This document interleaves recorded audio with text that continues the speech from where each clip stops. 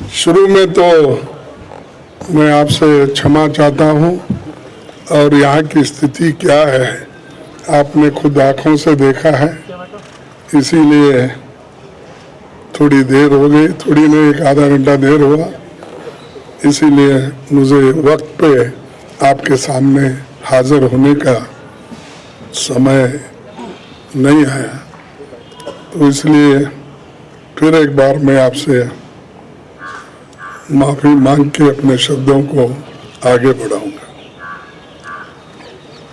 आजादी के 75 साल के इतिहास में भारतीय राष्ट्रीय कांग्रेस ने लगातार इस देश की डेमोक्रेसी को मजबूत किया और संविधान की रक्षा की।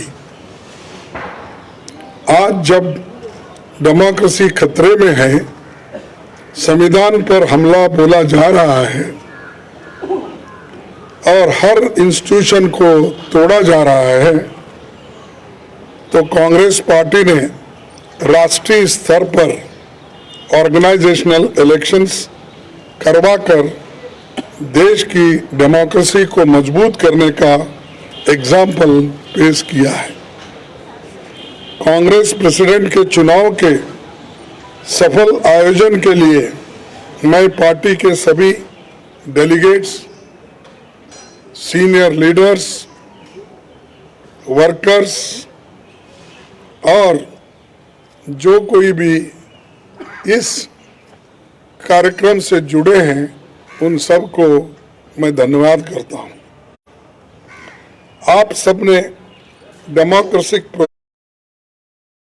प्रोसेस में हिस्सा लेकर कांग्रेस को मजबूत किया है। मेरे साथी श्री शशि थरूर को भी शुभकामना देता हूं, क्योंकि ये एक प्रतिनिधि के रूप में हम और वो खड़े थे, लेकिन चुनाव बहुत अच्छा चला और वो भी मुझे आकर मिले। एक दूसरे से हम मिलकर अपना जो आगे पार्टी को बढ़ाने का भी जो कुछ कोऑपरेशन मैंने भी पूछा और उन्होंने भी हंसते हुए, ये तो एक डेमोक्रेटिक प्रोसेस है, हमको मिल के काम करना है, ये कहा। तो इसलिए मुझे बड़ी खुशी होती है, उनको भी मैं धन्यवाद देता हूँ। सभी कांग्रेस कार्यकर्ताओं की ओर से मैं श्रीमती सोनिया गांधी का आभार व्यक्त करता हूं। सोनिया जी ने पर्सनल सैक्रिफाइस कर 23 वर्ष तक कांग्रेस पार्टी के अपने खून पसीने से सींचा है। सोनिया जी की लीडरशिप में न केवल हमने 2 बार केंद्र में सरकार बनाई, बल्कि अनेकों राज्यों में कांग्रेस को रिवाइव किया और राज्यों में भी सरकार उन्होंने बनाई। उनका कार्यकाल इतिहास में याद रखा जाएगा, जो इतने लंबे समय तक पूरा कार्य करके पार्टी को एक शक्ति दी।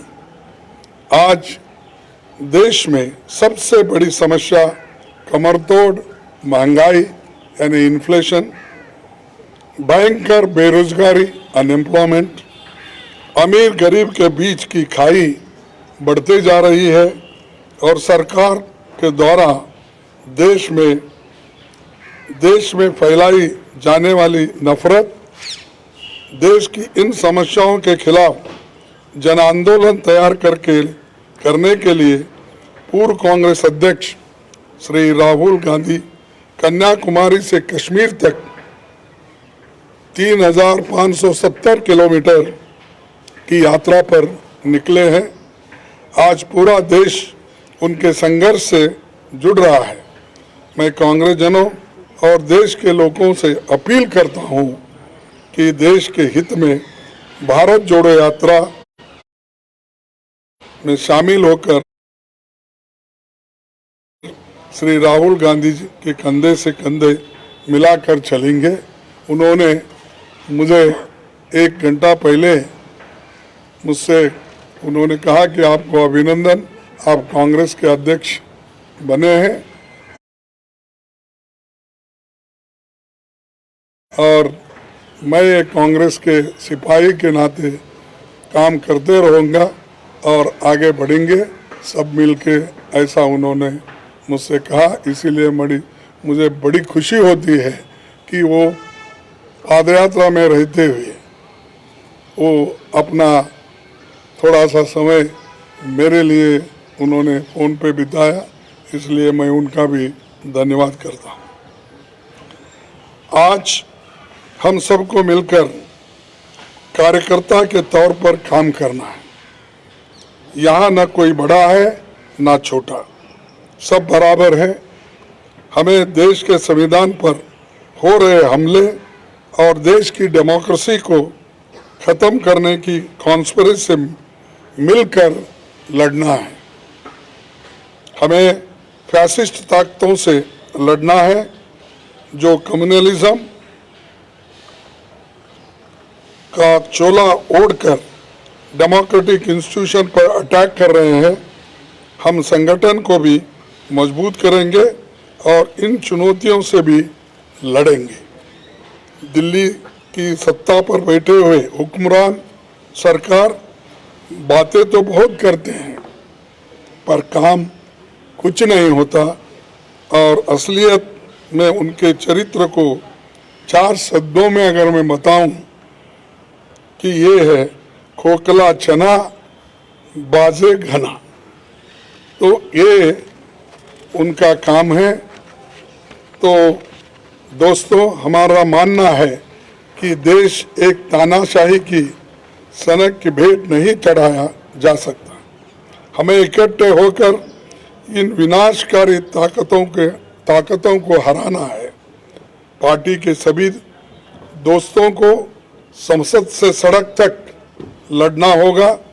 बूथ स्तर पर संगठन के हर साथी को जोर से संघर्ष करना होगा। मुझे विश्वास है कि जैसे आपने मुझ पर भरोसा जताया है और गरीब परिवार में जन्मे एक सामान्य व्यक्ति को, एक सामान्य कार्यकर्ता को कांग्रेस का अध्यक्ष बनाया है, मैं आपके भरोसे पर खरा उतरने की पूरी कोशिश करूंगा। जय हिंद, जय कांग्रेस।